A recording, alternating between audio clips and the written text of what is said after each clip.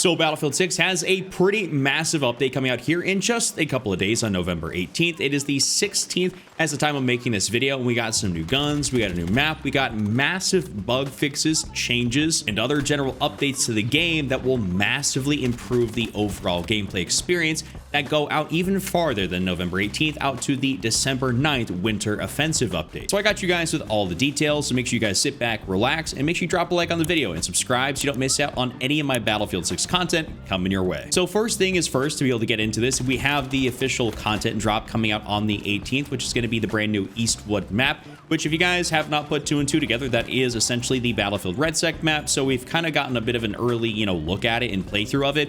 So I do think that it's not like technically brand new, but it is nice to be able to have a brand new multiplayer map. I'm very interested to see how it's going to play in some of the different modes like Conquest and Rush and Breakthrough and some of my personal favorites that I like to play. They will be having a limited time mode called Sabotage, and there will be a brand new shotgun called the DB12 shotgun. Not a huge shotgun user in this game, but we'll have to see kind of how that ends up panning out. We do have a new attachment called the Troy Angle that looks like to be a nice underbarrel. I'm not sure if that's going to be any good or not, or if it's going to replace any of the quote-unquote like meta attachments or some of the best ones to use in the classes. I know some people like to say there is not necessarily a meta in Battlefield, but there are always things that are going to be better than the others. That's just kind of how I'm referring to it. Don't go too crazy with that. Now, in terms of fixes coming to the November 18th update, there is a lot to look forward to. Things that are going to be huge quality of life updates. It doesn't matter if you're on mouse and keyboard, if you're on controller, console, PC, it doesn't matter. There's going to be a lot of things that are going to be super awesome. And there's even things that are still in the pipeline that are going to be getting looked at and actively monitored. So I'll go over that too, as there's a couple of things in there that I think, drastically will affect the game. One of the biggest things that I think that has affected absolutely everybody, well, I guarantee it's affected everybody, is the different bloom that we've had in game where, you're shooting one direction, obviously you're holding down the trigger, and then all of a sudden your bullets are going everywhere else, or you get up from a sprint or something else like that. There is so many different ways for you to lose accuracy in this game, even with underbarrel attachments for that matter. The bloom has been a little bit much, or a lot of bit much. Some people like to say, oh, that's Battlefield, but it's like, hey, the devs actually said it's not working as intended, and they're still even fixing it based on the majority of the community feedback. The people that say that's how it's supposed to feel are kind of like the vocal minority. Just, keep that in your mind. Want to max out all of your weapons to level 50 and unlock the new Unstoppable Forest variants ASAP? Check out MITCH CACTUS. They're the absolute best and most reliable in Battlefield 6 and Call of Duty. Whether you want to increase your own level to 500 or get help completing challenges or even the campaign, they've got you covered. Everything is completely safe and legitimate for Xbox, PlayStation, and PC. They're super trusted by the community, and you may have seen them all over YouTube, and that's for good reason. With over 19,000 reviews and thousands of personalized vouchers, they're the go-to for all things Battlefield. Use code CHUCK for 5% off. What they actually officially said about Bloom is that they've made a small tuning patch that reduces how quickly dispersion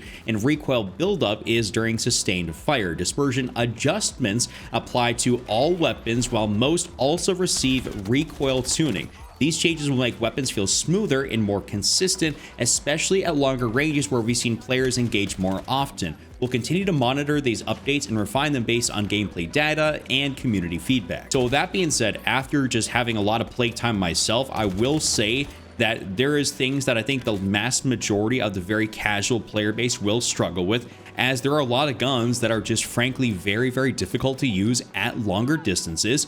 That's just kind of the nature of the game right now. And whether that is specifically intended or you guys like the way it is, they are going to be adjusting that and making it so that for probably everybody, it's going to be a little bit easier to hit some of your shots at distance. Because I'll tell you right now, using these 30-round mags to take someone out at distance can be kind of a chore. And obviously, when we get this update out, I'll be sure to go over all those different guns that have the changes to them, so you guys are fully kept up to date with all that. But I'm looking forward to getting some recoil tuning and some bloom or weapon dispersion tuning. There's another change they talk about that's in the pipeline, but we're going to get into that in a little bit, because that directly affects also our gunfights. Next thing I want to talk about is the lighting adjustments and the visibility upgrades. They said they've made further improvements to soldier visibility, particularly when transitioning between interiors and exteriors.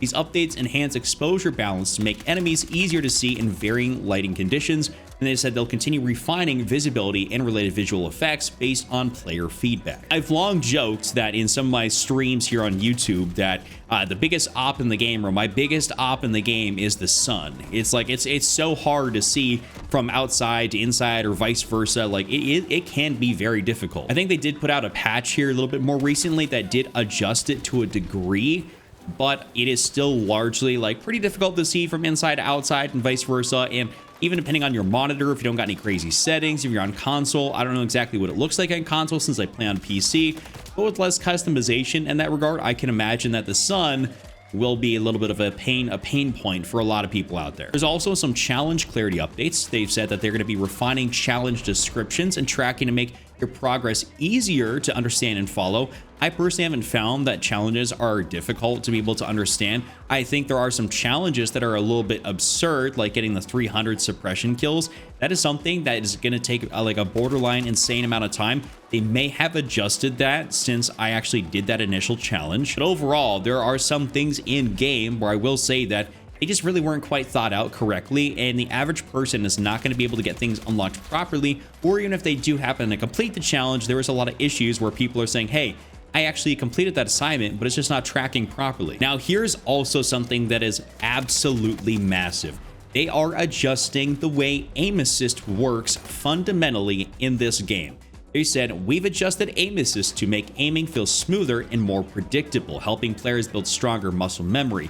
Tuning is now similar to the open beta experience. As a result, Infantry aim assist and Infantry aim assist slowdown have been reset to match the new values. So try the update before making changes. And it says there's a note, Infantry aim assist zoom snap settings are only active in single player and Portal experiences and not in multiplayer. Now I'm going to keep it a full $150 plus tax with y'all. I don't really remember a massive difference between the open beta aim assist and how aiming felt there versus how it feels now. I will say that the way dead zones have felt in this game does impact the way your aim assist does work, because someone actually made a video on it showcasing that the dead zones kind of operate in more of a square format. So imagine you're using a controller and on your analog stick there is kind of a metaphorical box, and it's very easy to take people out when you're going from left and right and up and down, but going diagonally and doing other things like that make it increasingly difficult to be able to track people properly. So as long as they're kind of fixing that and also messing with some of the way aim assist works,